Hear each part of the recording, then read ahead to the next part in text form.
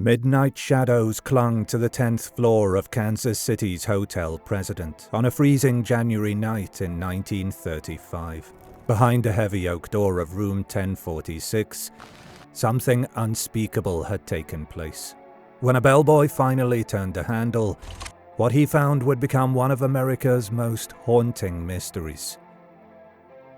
Inside, a young man lay nude and barely conscious, bound at the wrists and ankles with thin cord. Blood streaked the walls, pooled on the carpet, and dripped slowly from the bed to the tiled bathroom floor. The man's body was battered, his skull fractured, his chest punctured by stab wounds. Yet somehow, almost impossibly, he was still alive. When police leaned close and asked the question that mattered most, "Who did this to you?" the victim whispered just one word: "Nobody." Moments later, he lost consciousness. By dawn, he was gone. His name, it would turn out, was Roland T. Owen, but as investigators soon discovered, that name led nowhere, and the man behind it seemed to exist only within the four walls of room 1046. Welcome to Bad Things. Join us as we retrace the strange and chilling events surrounding one of the most perplexing hotel murders in American history, and uncover what most likely happened. Before we get into today's video, we are very excited to announce our first giveaway to thank you, our loyal viewers of the wild true crime world. We are giving away $200 cash this month, thanks to our partners over at the Recco social app. If you've ever watched videos on YouTube, TikTok, or Instagram and thought, where do people even find that cool tech, trendy fashion, gear, those gadgets? It's usually impossible to track down. Most of what you see online isn't linked anywhere. That's why we partnered with Recco. It's a new app that makes videos instantly shoppable. You can tap products directly inside videos and see exactly where to get them. No searching, no guessing, just instant access. All you have to do is download Recco using the link in the description, and you'll automatically be entered to win $200 cash. The winner will be announced next month. Good luck, and let's get back to the video.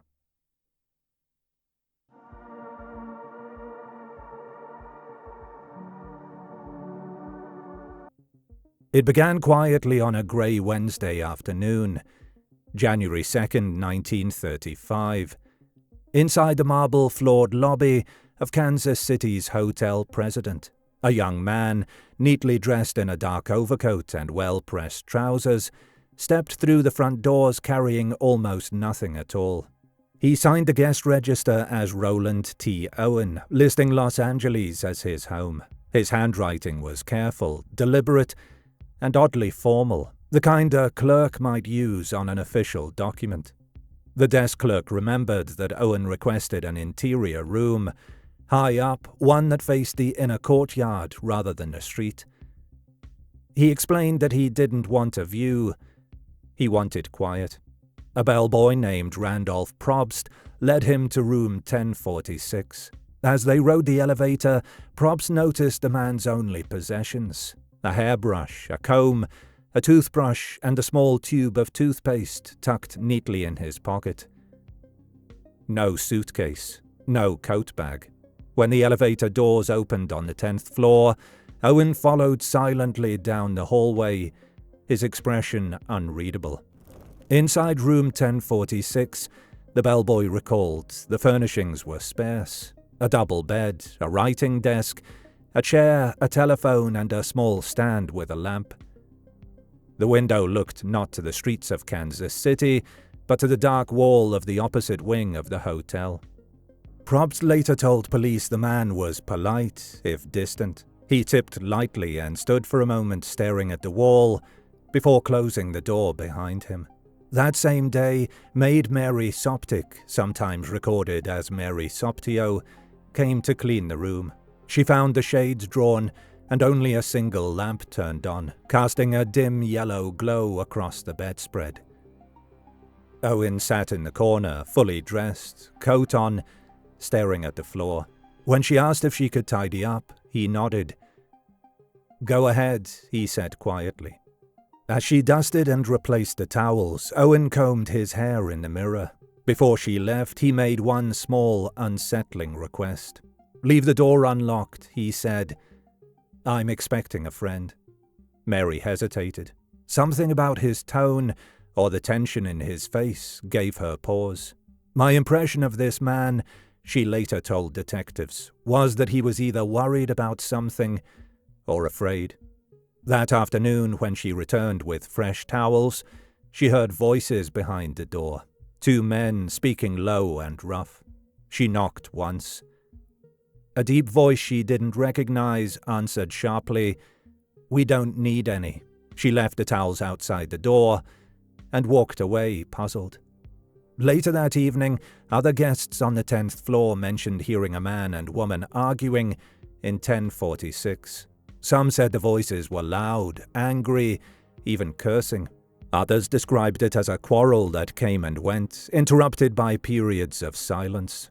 No one called the front desk. By the next night, January 3rd, the hotel switchboard operator noticed that the phone in room 1046 had been left off the hook. Around 11 p.m., she signaled a bellboy to go check. Randolph Probst went up again. The Do Not Disturb sign hung from the doorknob, but he knocked anyway. A man's voice, low, muffled, slightly irritable, answered from within. "Come in," it said. "Turn on the lights." The door, however, was locked. Probst knocked again, explaining through the wood that the phone was off the hook. There was a pause, then the same voice repeated, "Turn on the lights."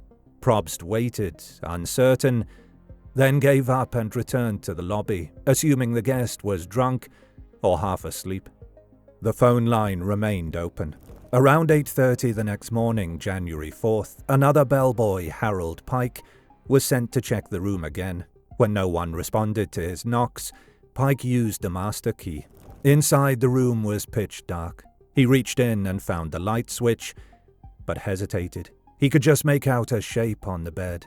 A man lay there, naked, apparently asleep, with the bedclothes rumpled around him.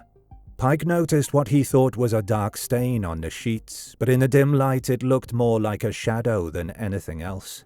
The telephone stand had been overturned, the receiver on the floor. Assuming the guest had passed out drunk, Pike set the phone back on the hook and quietly closed the door. Just after 11 a.m., the phone indicator on the switchboard lit up again. Room 1046, off the hook. This time Probst returned. The door was still locked, but when he entered with his pass key, what he saw stopped him cold. The man was on his knees and elbows, about 2 feet from the door, Probst later told the Kansas City Star. He had his head in his hands, and I saw blood on his head. There was blood on the walls, on the bed, in the bathroom. I got scared and ran out. Hotel management immediately called the police and a doctor. Within minutes, Dr. Harold Flanders arrived along with detectives and the assistant manager. They found the occupant collapsed near the bathroom doorway. A length of white cotton cord was wrapped tightly around his wrists, ankles, and neck. His body bore the marks of a beating, deep bruises across the chest, skull fractures, and several stab wounds near the heart. Dr. Flanders cut the cords loose with a pair of scissors. The man's breathing was shallow. He was barely conscious. When an officer asked, "Who did this to you?" he whispered, "Nobody." Then he said, almost incoherently, that he had fallen against the bathtub. Flanders estimated the injuries had occurred hours earlier, around 4 or 5 that morning. Blood had dried on the floor and soaked into towels and the sheets. The pattern of stains suggested the man had been in bed when attacked, then tried to move toward the door before collapsing. He was rushed to Kansas City General Hospital, still alive but fading fast. The attending physician there described him as semi-conscious, suffering from a fractured skull, stab wounds in the chest, and rope burns. By midnight, he was dead. Police began their investigation immediately. The name Roland T. Owen yielded nothing. No driver's license, no address, no records in Los Angeles. The Los Angeles police had never heard of him. When detectives searched room 1046, they found almost nothing that belonged to the victim. Every article of clothing had been taken. The hotel-provided soap and towels were missing too. The only items left in the room were a hairpin, a safety pin, an unused cigarette, a broken drinking glass, and a bottle of diluted sulfuric acid. On the nightstand lay a small handwritten note. "Don," it read, "I will be back in 15 minutes. Wait." Detectives found 4 fingerprints on the telephone receiver, small, delicate, like a woman's. There were no other usable prints in the room. The following day, newspapers across Missouri and Kansas ran headlines about the hotel president mystery. The Kansas City Journal-Post called it one of the strangest cases in local police history. The public fixated on the unanswered questions. Who was Don? Who was the woman? And why would a killer strip a man of every belonging he had? An autopsy confirmed the brutality. The victim had 3 deep skull fractures, caused by a blunt object such as a hammer or pistol butt. His chest bore multiple stab wounds, one piercing a lung. The coroner ruled death by violence inflicted by another. When the police issued a description, about 5'10", 150 pounds, brown hair, blue-grey eyes, scar above the left ear, cauliflower deformity on the right ear, thousands of people came to view the body at the funeral home. No one recognized him. Weeks passed. Letters and telegrams flooded the Kansas City Police Department from across the country. Families of missing men wrote from California, New Jersey, Montana. All were false leads. By early March 1935, the case seemed unsolvable. The unidentified victim was to be buried in a potter's field when the funeral home received an unexpected phone call. The voice on the line belonged to a man, calm and deliberate. He instructed the undertaker not to bury the body in a common grave. "Bury him in Memorial Park Cemetery," he said. "I'll send the money." A few days later, an envelope arrived at the funeral home containing cash, wrapped in newspaper. The instructions were simple. Use it for the funeral. On the day of the burial, a bouquet of 13 American Beauty roses appeared at the gravesite. A small card read, "Love forever, Louise." The undertaker later told police that the florist who filled the order had spoken to a man who said he was doing this for my sister. The man added one more unsettling comment. "Roland Owen cheated on a girl, and we had a little meeting about it. Cheaters always get what's coming to them." Then he hung up.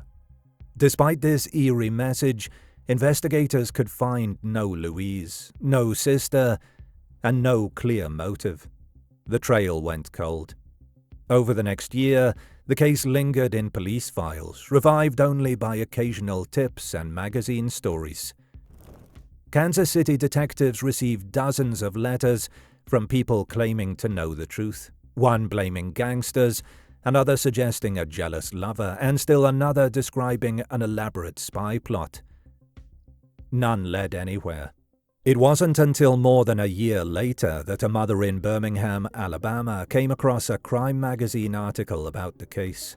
The photographs of the unidentified man stopped her cold. She knew that face. But that discovery, and the revelation of who Roland T. Owen really was, would come later. For now, in the winter of 1935, the hotel president's room 1046 stood empty again, its furniture cleaned and reissued to new guests.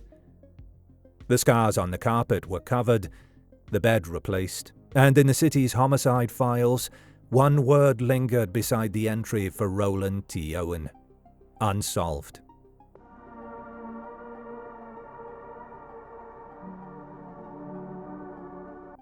From the moment police closed the door on room 1046, the story of Roland T. Owen, the man without a past, spawned speculation that would stretch across generations. Journalists, detectives, and later internet researchers have each tried to decode the contradictions. a victim who named no assailant, a room locked from within, and evidence that pointed in several directions at once. 4 principal explanations have endured. Number 1. A jealous lover's revenge. The Louise theory. The earliest theory took shape the moment the funeral roses arrived. The message, "Love forever, Louise," and the anonymous call claiming Owen cheated on a girl suggested a crime of passion. In this version, the young man's death was personal, the violent end of a romantic betrayal. According to that unidentified caller, the murder was the outcome of a little meeting about it, implying premeditation rather than a random encounter. Some investigators linked this to reports that a woman's voice had been heard arguing with Owen the night before he died. The female fingerprints on the telephone receiver seemed to strengthen the connection. Contemporary newspaper coverage played heavily on the idea. One headline asked bluntly, "Did jealousy motive end hotel mystery man's life?" Several hotel employees also recalled seeing a man and woman leave hurriedly on the morning of January 4th, just hours after the attack's estimated time frame. Under the Louise theory, that pair could have been lovers turned conspirators. Owen may have been lured to the President Hotel under the pretense of reconciliation, only to face revenge from a woman he had wronged and a male companion acting as her protector. The brutal bindings around the victim's wrists and ankles could signify a pre-planned punishment rather than a spontaneous fight. Critics, however, note that the entire narrative rests on an anonymous phone call never traced or verified. Detectives could locate no record of a Louise connected to the victim, and none of the hotel's registries showed a female guest checking in under that name. Still, the jealous lover explanation remained popular with the press for its simplicity. Love, betrayal, and retaliation. An age-old triad that seemed to fit the scene's emotion more than its logic. Number 2. A gangland connection. The Kansas City underworld theory. Kansas City in the mid-1930s was not merely a jazz town. It was a stronghold of bootlegging and racketeering under political boss Tom Pendergast. Against that backdrop, detectives considered whether the man calling himself Owen had stumbled into organized crime. Some officers argued that his decision to take an interior room, one shielded from the street, suggested fear of being seen or followed. Others saw in the methodical violence and binding a hint of interrogation, as though someone had been forcing him to talk. Letters arriving at police headquarters fed the idea. One correspondent insisted the murder was a gangland rub-out, claiming the victim had been involved with a mobster's girlfriend. Another speculated that Don was not a person's name at all, but a nickname, short for Don, a title sometimes used for crime figures. Yet there was no proof. The Kansas City police chief, Otto Higgins, later admitted to reporters it came nearer to being the perfect crime than any I have seen, acknowledging that none of the city's known underworld figures matched any suspect in the case. Modern researchers have echoed that conclusion. Without bank records, criminal ties, or evidence of black market dealings, the gangster scenario remains more legend than lead. Number 3. The mysterious Don, the friend hypothesis. Through every layer of the investigation, one name kept surfacing. Don. The note left in the room. Don, I will be back in 15 minutes. Wait. Was the only written clue. The maid recalled that the victim had asked her to leave his door unlocked because he expected a friend.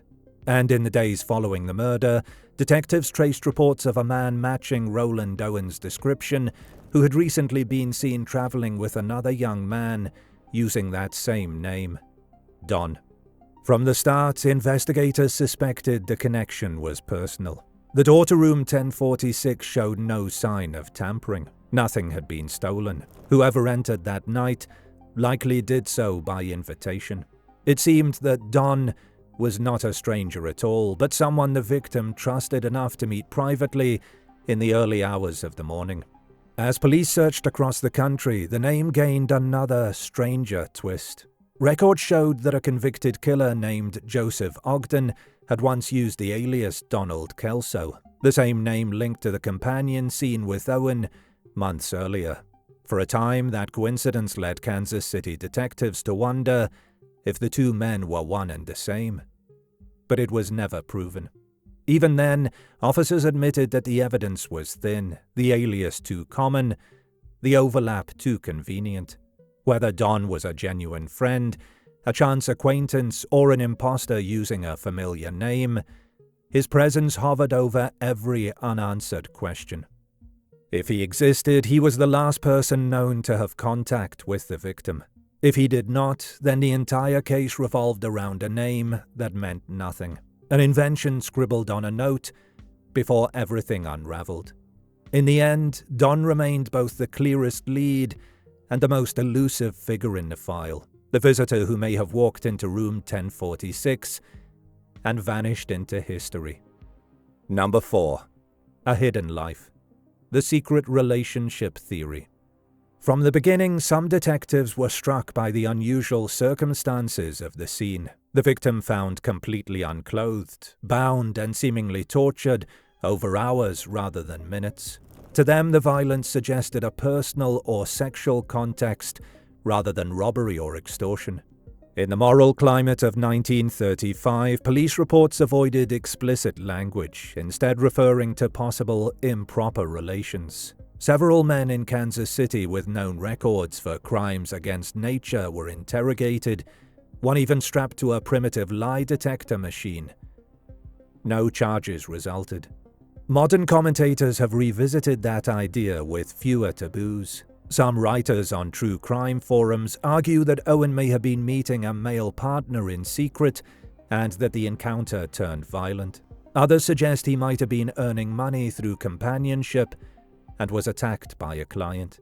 A city worker named Robert Lane added a small but provocative detail. He told reporters he'd seen a young man resembling Owen late on January the 3rd, walking unsteadily with another man and muttering that he was going to kill somebody.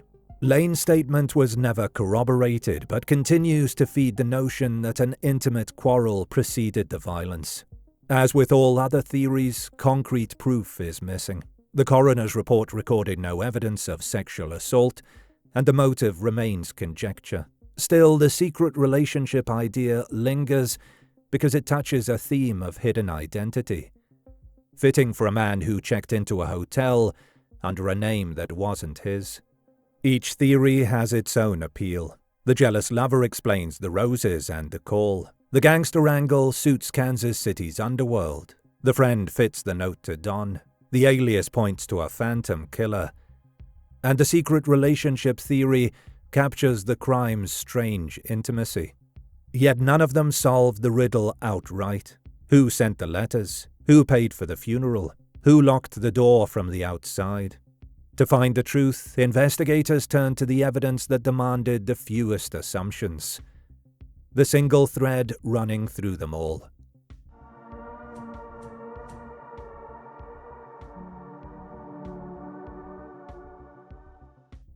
For nearly 2 years, the man who signed into the hotel president as Roland T. Owen lay buried under a false name.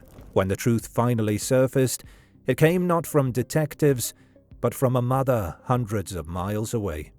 Ruby Ogletree of Birmingham, Alabama, opened a true crime magazine in 1936 and froze at the sight of a photograph.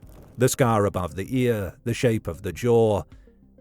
It was her son, Artemus Ogletree, missing since 1934. He had left home as a restless 17-year-old, hoping to see the world. Police confirmed her identification through fingerprints and photographs. The mysterious hotel victim was Artemus, only 19 when he died. With that revelation, the case shifted from a nameless tragedy to something far more human. The story of a young man who trusted the wrong person. The pattern of his travels told its own story. Throughout 1934, Artemus moved across the Midwest, often in the company of another man close to his age. They stayed in inexpensive hotels, using a variety of aliases, among them Roland T. Owen and Donald Kelso. In some cities, staff remembered them as quiet but friendly, in others as nervous and private. By the end of that year, the pair arrived in Kansas City. We remember that when Artemis checked into the hotel president on January 2nd, 1935, he brought almost nothing. No bag, no coat, no suitcase. It suggests he expected to meet someone who already had his belongings, or someone he trusted to help him. The maid, Mary Soptic, found him sitting fully dressed in the dark, uneasy and polite, asking that his door remain unlocked because a friend was coming. That friend, by every indication, was Don. The note found later, "Don, I will be back in 15 minutes. Wait," makes clear they were meeting intentionally. The two male voices overheard in the room that evening confirm it. What happened next appears to have been a slow collapse of that trust. By the early hours of January 4th, something had gone terribly wrong. The phone was repeatedly left off the hook. The room locked from the outside. The young man inside had been beaten, bound, and stabbed. There were no signs of theft or forced entry. Whoever left that room had done so with a key and with time to remove every trace of the victim's identity. His clothes, his papers, even the hotel-provided soap and towels. The simplest explanation, and the one most consistent with human behavior, is that Artemis was attacked by someone he knew well. Most likely the companion who had traveled with him for months. A quarrel, perhaps over money, jealousy, or betrayal, escalated in private until it turned fatal. The nature of the wounds supports that reading. The bindings on the wrists and ankles indicate control rather than surprise. The blows to the head suggest sustained anger. This was not the brief, chaotic violence of a robbery. It was deliberate, personal. Afterward, the assailant locked the door and left, assuming the victim would die unseen. But Artemis clung to life, crawling to the phone again and again, trying to call for help. Each time the receiver slipped from his blood-slicked hands, the signal reappeared on the hotel switchboard. By the time the staff entered the room the next morning, he had lost too much blood to speak clearly. When asked who had done it, he answered only, "Nobody." That single word has haunted the case ever since. Perhaps he refused to name his attacker out of loyalty or fear. Perhaps he simply could not bear to say the name of someone he trusted. What happened after his death reinforces the likelihood of a personal connection. For months, Ruby Ogletree received typed letters postmarked from distant cities, claiming Artemis was alive and traveling. The language was clumsy and impersonal, unlike her son's usual letters. Whoever sent them knew enough to mention his habits, his destinations, even his family's address. That person wanted her to believe he was safe. Then came the phone call to the funeral home. A man's calm voice ordered a private burial for Roland Owen, insisting he won't be buried in Potter's Field. "I'll send the money." Days later, cash arrived, and 13 roses were delivered to the grave, with a card reading, "Love forever, Louise." The florist remembered the caller's words, "I'm doing this for my sister." It's difficult to see those gestures as random acts from a stranger.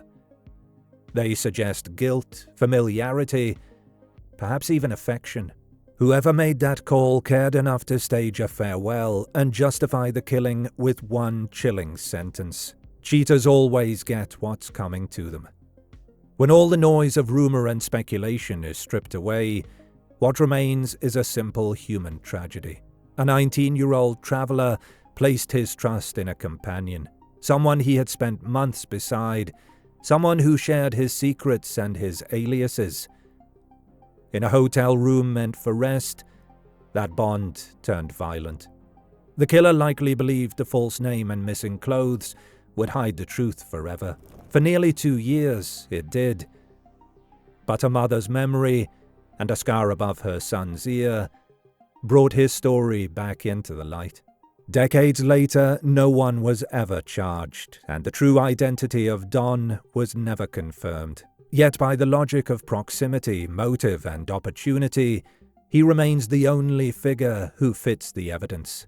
The mystery of room 1046 endures because of its strangeness. The locked door, the missing identity, the whispered nobody. But behind those details lies a familiar pattern. Friendship curdled into fear, trust turned to betrayal. That, more than any theory of conspiracies or gangland plots, is what most likely happened.